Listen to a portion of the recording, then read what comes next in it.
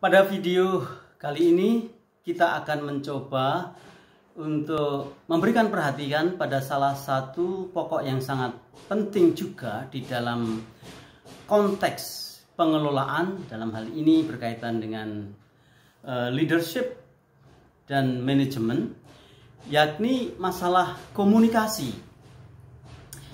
Mengapa komunikasi menjadi salah satu unsur sangat penting dalam pengelolaan? Kita itu pasti tahu bahwa komunikasi menjadi sarana yang utama di dalam sebuah proses pengelolaan kerja yang dinamis atau kerja yang sesuai harapan di dalam organisasi itu.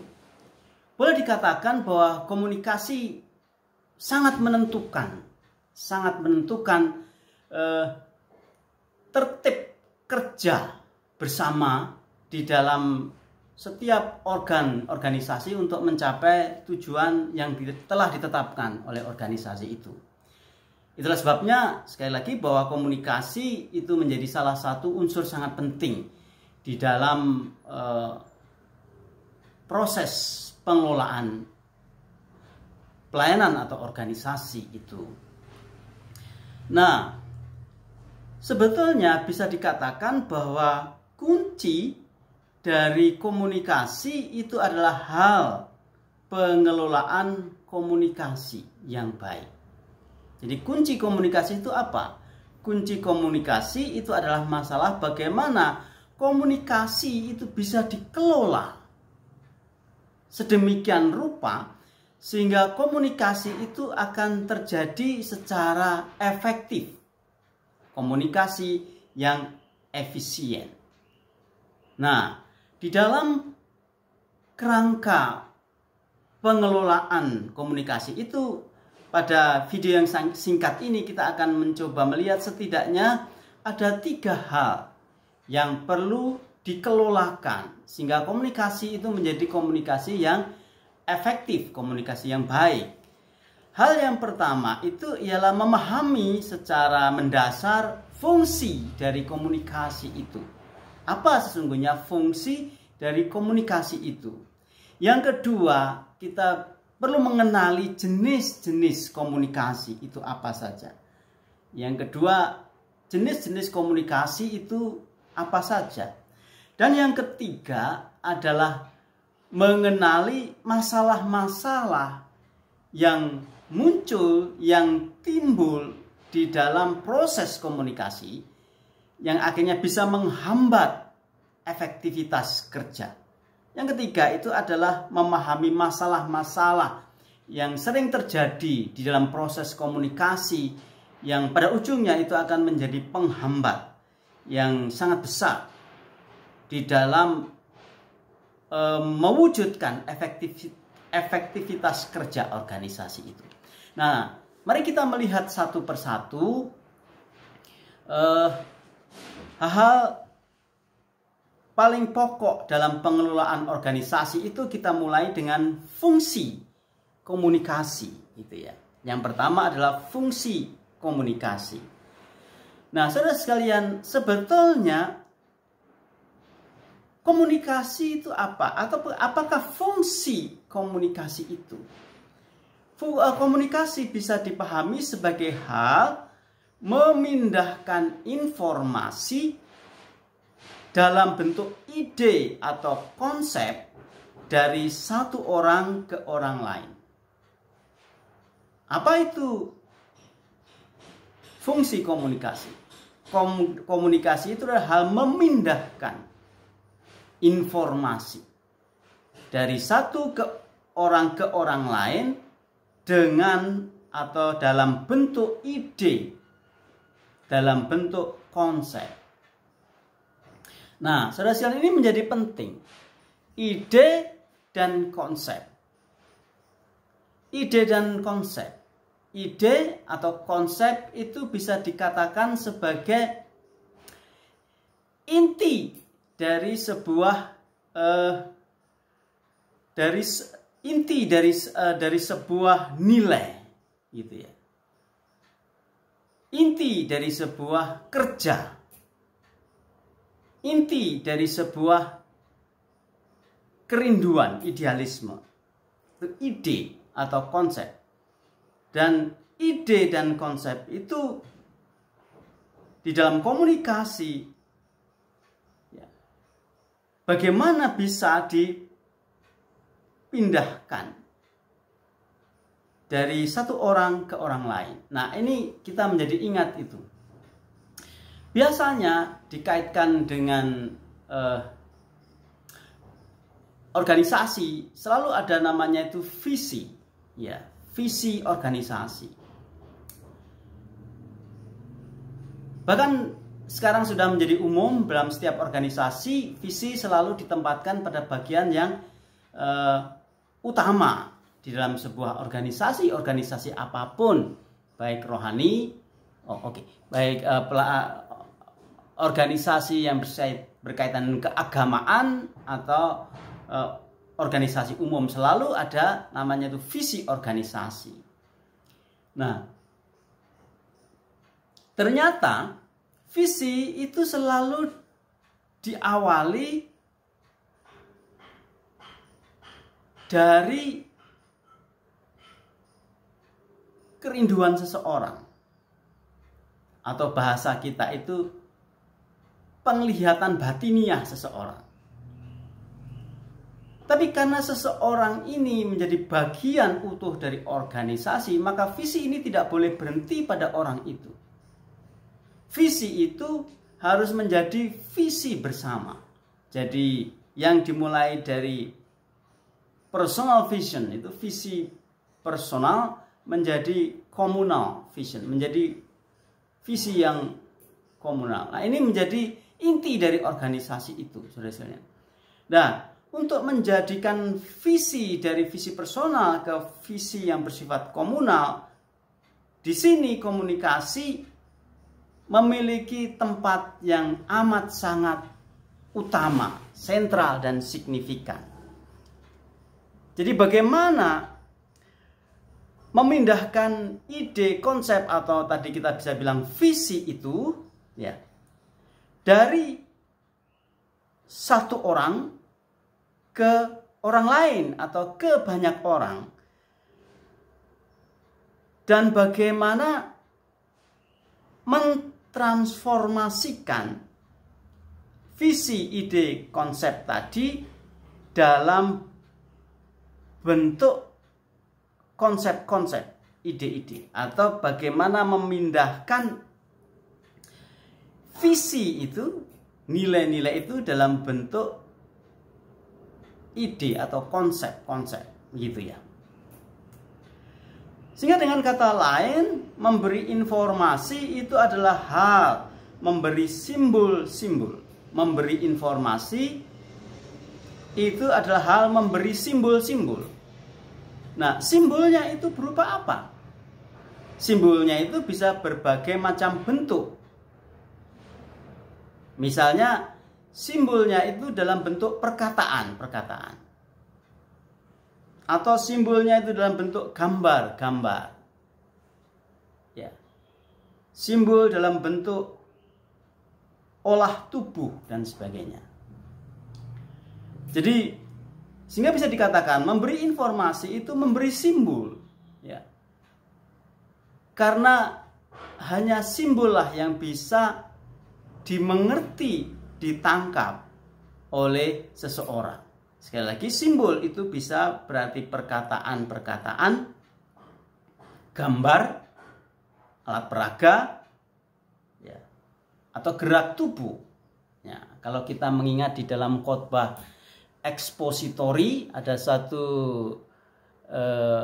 prinsip komunikasi yang menurut saya ini menarik gitu ya.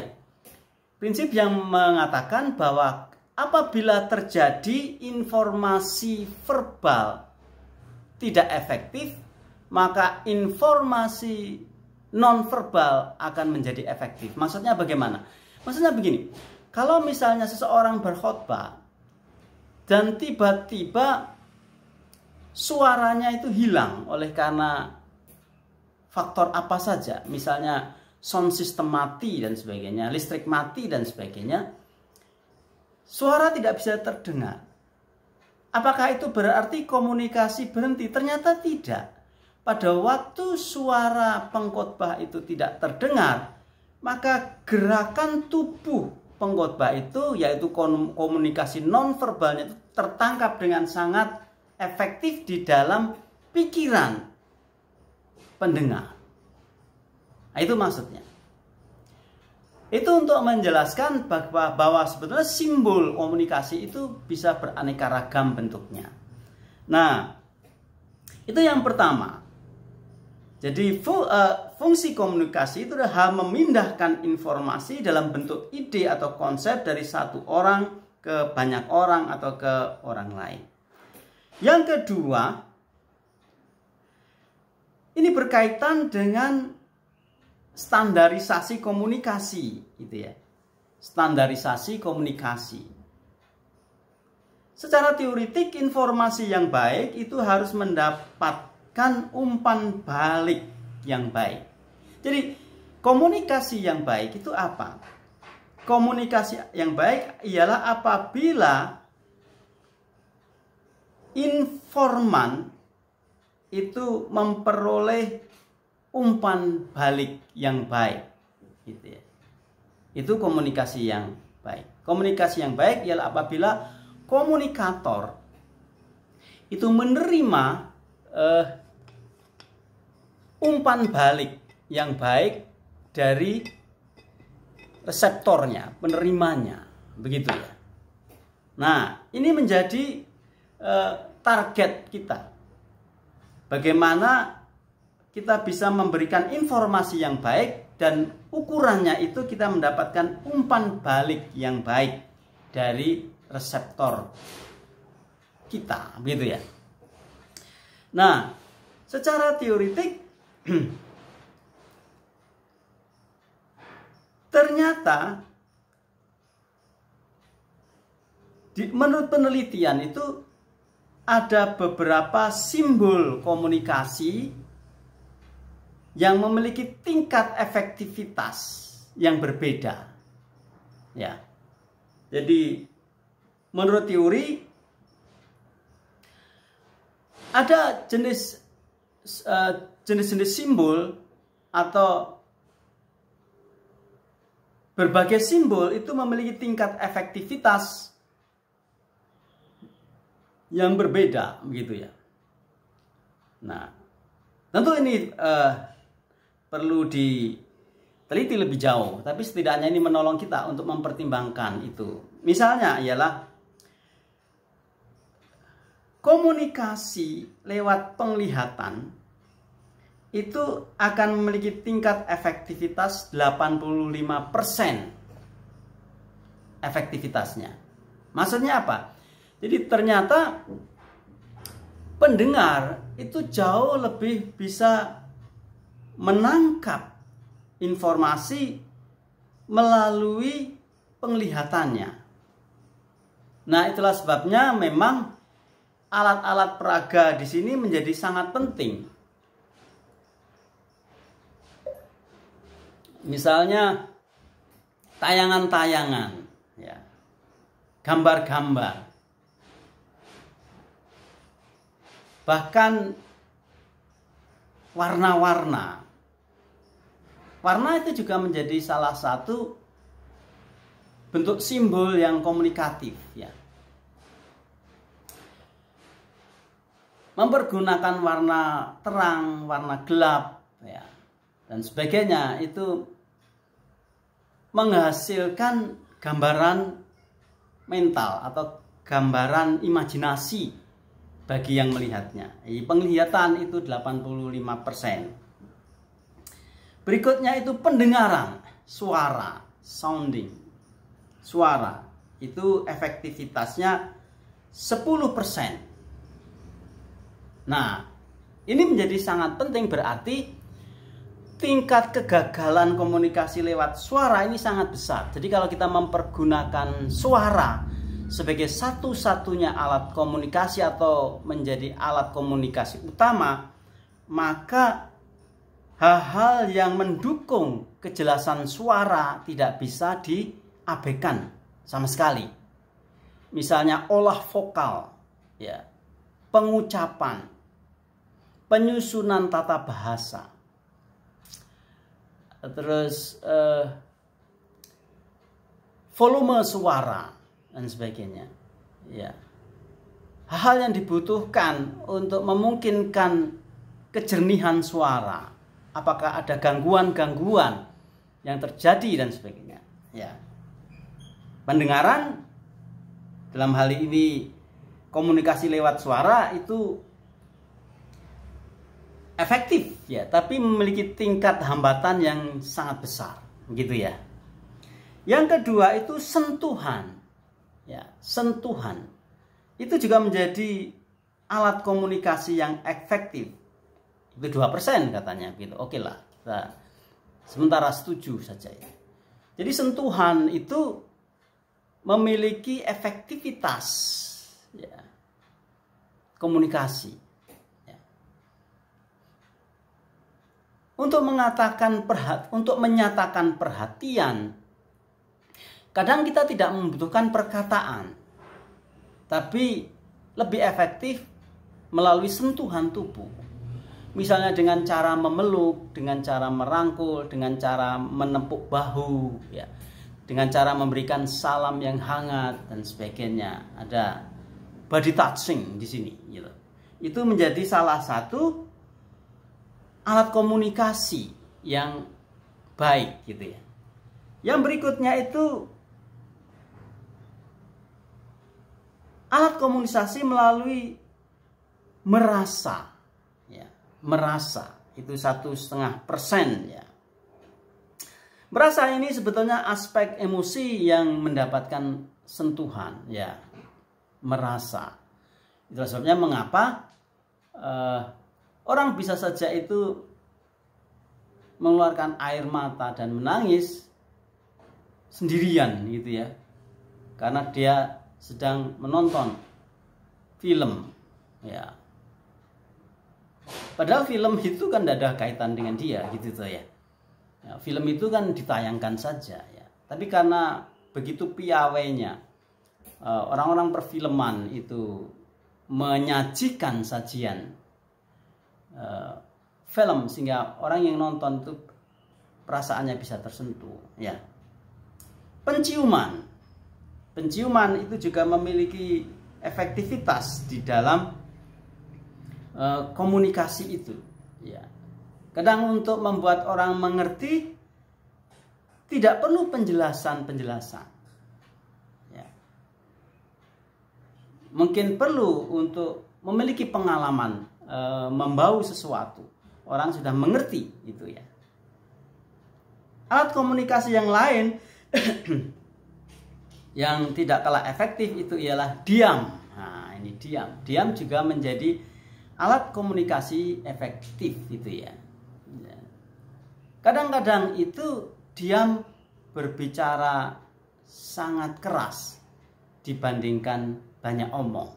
Nah, gitu ya. Ini juga salah satu alat komunikasi yang efektif. Sehingga dikenal di dalam sejarah perjuangan bangsa India itu, ya, terkait dengan tokoh Mahatma Gandhi, ya, seorang yang sangat besar, yang sangat dikenal seluruh dunia sebagai seorang pejuang kemanusiaan India. Itu ada sebuah ungkapan itu dikatakan, apabila Mahatma Gandhi diam, maka Great Britain itu, ya, Britania Raya itu akan goncang, gitu ya. Jadi diamnya, karena diamnya Mahatma Gandhi itu justru menggerakkan kegerakan rakyat India. Nah, itu. Jadi itu adalah alat-alat atau simbol-simbol komunikasi yang semua bisa dipertimbangkan di dalam sebuah proses pengelolaan organisasi itu. Nah, saudara sekalian, secara konkret di dalam komunikasi itu sebetulnya ada sebuah rangkaian komunikasi, ya. rangkaian komunikasi yang disebut di sini ada dua sisi komunikasi. Yang pertama itu sender. Sender itu pengirim berita atau komunikator. Dan yang kedua itu adalah receiver. Ya, receiver. Reseptor. Yang menerima komunikasi ini. Jadi ada dua sisi di dalam komunikasi itu. Yang pertama itu adalah sender, yang kedua itu adalah receiver. Ini adalah satu rangkaian yang lengkap dari sebuah proses komunikasi. Sender dan receiver. Nah, di dalam proses komunikasi itu ada simbol. Jadi sender mengirim konsep, mengirim gagasan kepada receiver itu dalam bentuk simbol. Simbol. Nah, ini menjadi penting. Pentingnya di mana? Pentingnya ialah bahwa pada waktu sender mengirimkan simbol, di mana simbol itu di dalamnya mengandung ide atau konsep, maka receiver itu harus memahami simbol atau memahami pengertian simbol seperti yang dimengerti oleh sender. Jadi pengertian sender terhadap simbol itu harus sama, sehingga reseptor atau penerima itu akan memberikan umpan balik yang baik, gitu ya. Jadi sender memiliki konsep dan dia mentransfer konsepnya itu ke reseptor. Nah, proses pentransferan konsep ini melalui simbol. Sehingga simbol yang dikirim oleh sender yang di dalamnya mengandung konsep itu harus dimaknai sama oleh reseptor. Ya, sehingga reseptor akan memberikan umpan balik yang semestinya.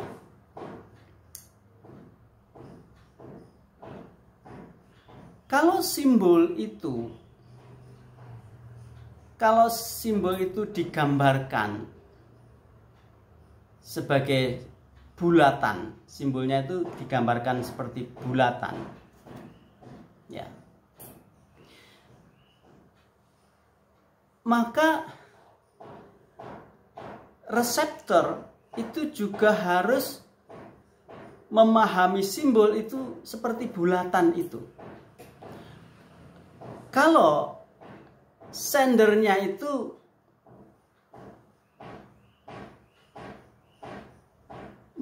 memiliki gambaran konsep yang bentuknya bulatan, sedangkan reseptornya itu memiliki gambaran konsep tetapi bentuknya seperti segi persegi, 4 persegi, ya, itu tidak akan terjadi pemahaman yang efektif. Contoh konkretnya bagaimana? Kalau misalnya bulatan itu digambarkan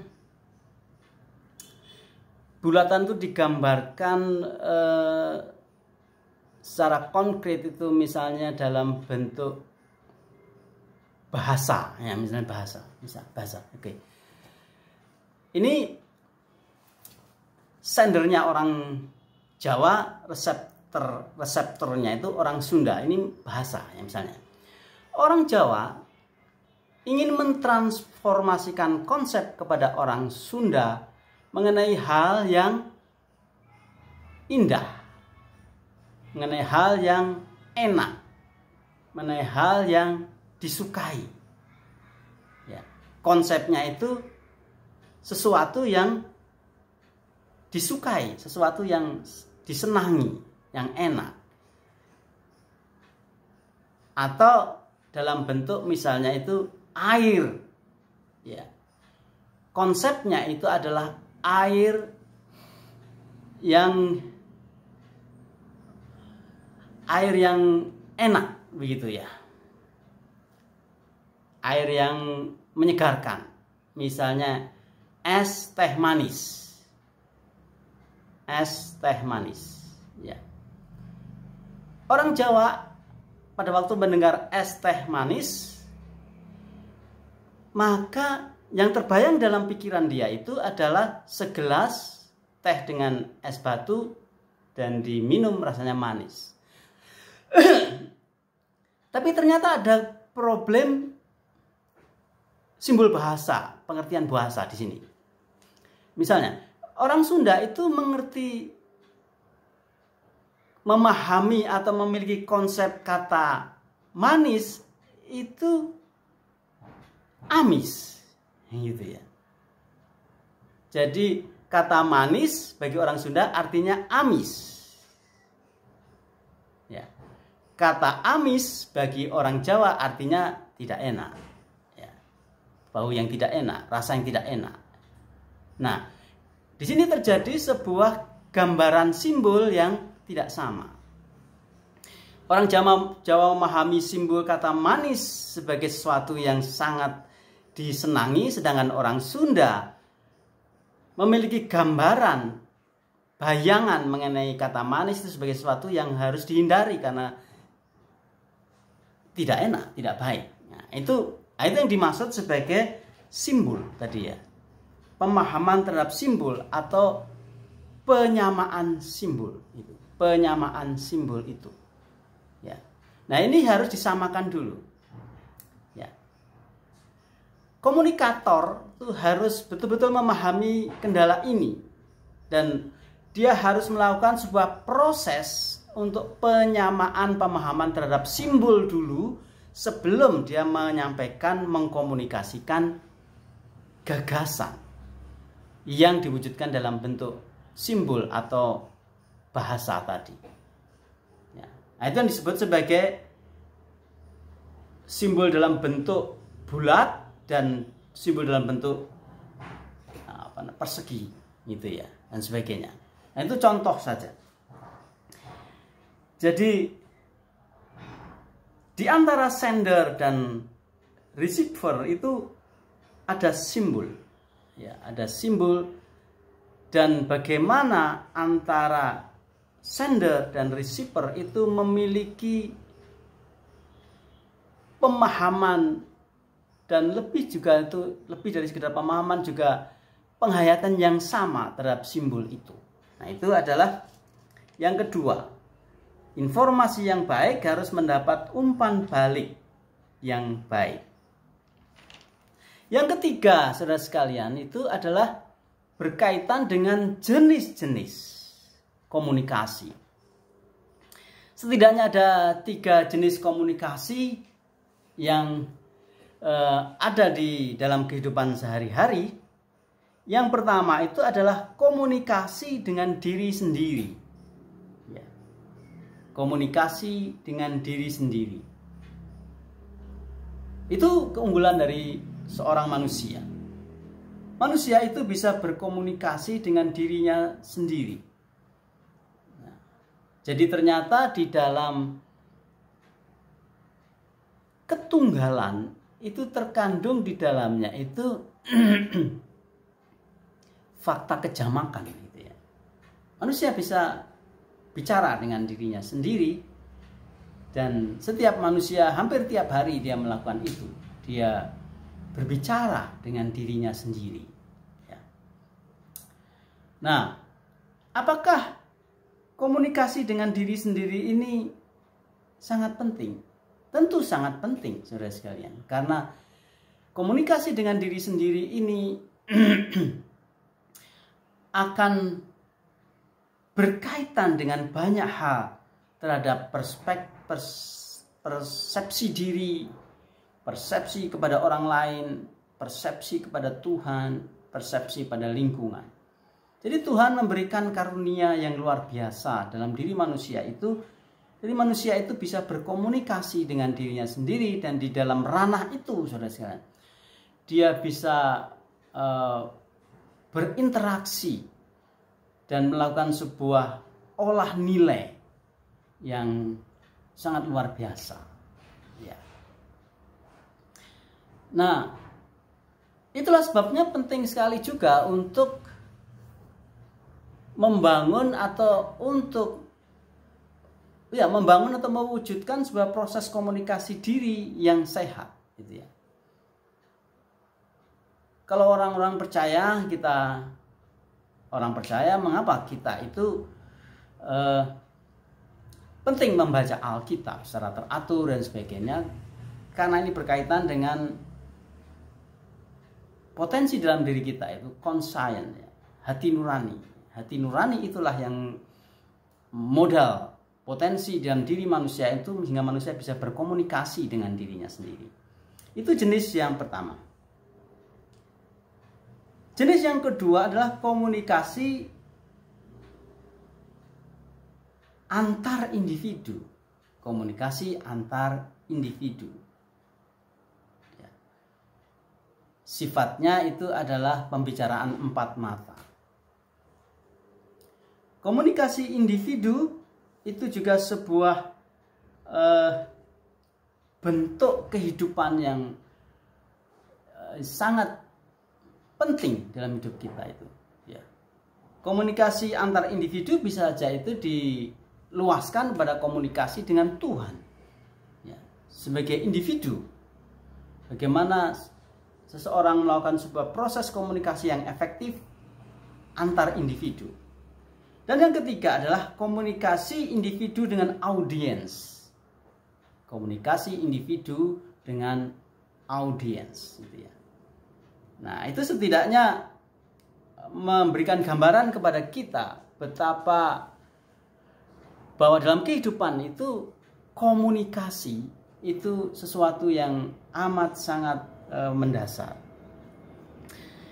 Yang ketiga dari masalah komunikasi adalah masalah atau hal yang dikaitkan dengan masalah yang bisa muncul, yang bisa timbul dalam komunikasi itu.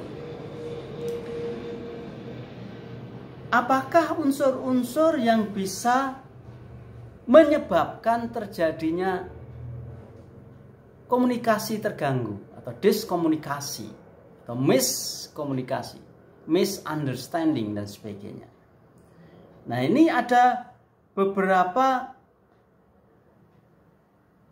faktor yang bisa menjadi masalah, yang bisa mengganggu bahkan merusak sebuah proses komunikasi.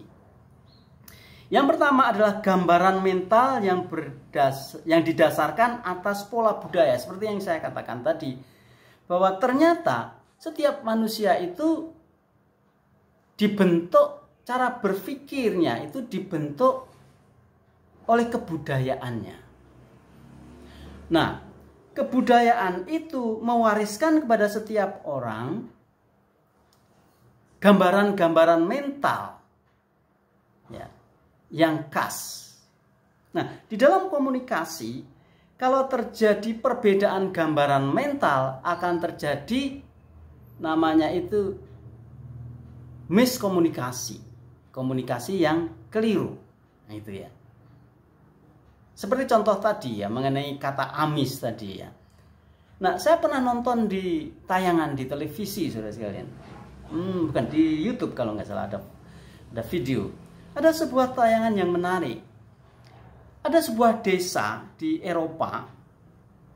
Itu memang topografi tanahnya itu memang luar biasa, tidak lazimnya ya. Jadi desa itu dihuni oleh penduduk, di mana rumah-rumah mereka itu berada di lereng sebuah gunung yang curam sekali, yang yang terjal gitu ya. Ya. Sehingga hampir tidak ada rumah satu dengan rumah yang lain itu berada di dalam posisi sejajar gitu ya. Dan di situ ada sebuah alat komunikasi yang tidak ada di dunia ini, saudara-saudara. Jadi penduduk dari kampung itu mereka itu berbicara satu dengan yang lain itu bukan dengan bahasa tertentu. Bahasa itu adalah bunyi yang bermakna, gitu ya. Tapi mereka itu berkomunikasi melalui siulan. Aneh ya, tapi itu terjadi. Jadi apa saja pada waktu kalau mereka berkomunikasi dengan tetangganya ya, mereka itu akan memakai siulan tertentu. Ya. Hanya mereka yang tahu. Misalnya saya ingin ketemu kamu di sawah, mereka pakai siulan, nanti dijawab dengan siulan. Nah, itulah yang dimaksud dengan apa yang dimaksud dengan pola budaya. Salah satu penyebab sangat penting di dalam terjadinya apa namanya itu miskomunikasi itu adalah pola budaya yang tidak sama. Pola budaya yang tidak sama. Nah, sebagai seorang komunikator kita mesti harus betul-betul bisa memastikan hal ini. Ya, jadi kalau dia memilih kata-kata, dia harus betul-betul mempertimbangkan ya bahwa kata-kata itu akan dimengerti dengan pengertian yang sama. Nah, saya punya contoh yang menurut saya itu ya saya anggap sebagai kegagalan saya gitu. Satu hari saudara saya itu diundang oleh sebuah gereja untuk berkhotbah gitu ya. Nah, waktu berkhotbah saudara saya itu, karena saya berkhotbah di sebuah daerah itu agak jauh dari Surabaya, saya memberi gambaran mengenai hotel-hotel di Surabaya. Nah, hotel-hotel di Surabaya. Bagusnya hotel-hotel di Surabaya. Lalu saya mengatakan, nah, Bapak Ibu bisa refreshing sekali-sekali untuk menginap di hotel gitu ya. Ya, bisa istirahat di situ. Bapak-bapak yang mendengar itu tertawa, ibu-ibunya tidak ada satupun yang tertawa. Nah, beberapa minggu kemudian gembalanya itu tidak tahu ceritanya bagaimana. Bukan, beberapa minggu kemudian saya tuh dipanggil majelis gitu, gereja. Dipanggil majelis dan rapat dikasih tahu Pak Sabto itu khotbahnya sudah menyinggung ibu-ibu di sana. Saya bingung, apa yang menyinggung? Ternyata saya menyinggung hotel. Ternyata hotel itu telah memberikan gambaran mental tersendiri bagi jemaat itu. Mengapa? Ya, ini ternyata ibu-ibu ini pada umumnya itu sudah tahu gitu ya. Kalau bapak-bapak misalnya ke Surabaya itu gitu loh ya. Pikiran ibu-ibu itu sudah negatif kalau menginap di hotel. Saudara tahu maksudnya itu. Sehingga pada waktu saya singgung hotel, maksud saya tidak ada maksud apa-apa. Ya tempat istirahat biasa. Tapi bagi ibu-ibu itu sudah memiliki konotasi yang negatif. Nah, inilah yang dimaksud sebagai pola budaya. Di mana bagi saya hotel itu adalah menyimpulkan suatu tempat yang bagus, orang bisa beristirahat, tapi justru pendengar itu memahami hotel sebagai sesuatu yang tidak bagus, begitu ya. Nah, ini adalah gambaran mental dari pola budaya yang harus betul-betul dicermati oleh seorang komunikator, ya. Yang kedua, masalah bisa muncul dari gambaran pikiran yang kurang jelas. Jadi maksudnya apa? Komunikator sendiri tidak memiliki gagasan yang jelas, ide yang jelas. Karena idenya tidak jelas, maka dia pasti akan mengutarakan atau menyampaikan simbol-simbol yang tidak jelas juga. Jadi ada tingkat ketidakjelasan.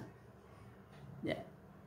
Tingkat pertama itu ketidakjelasan konseptual atau ideologis, gagasan-gagasan dari komunikator. Karena komunikator sendiri gagasan tidak jelas, maka dia akan menyampaikan simbol, komunikasi, bahasa, gambar yang tidak jelas juga. Ini ketidakjelasan yang kedua. Yang ketiga, penerima pasti akan memahami ya, isi komunikasi itu tidak jelas juga.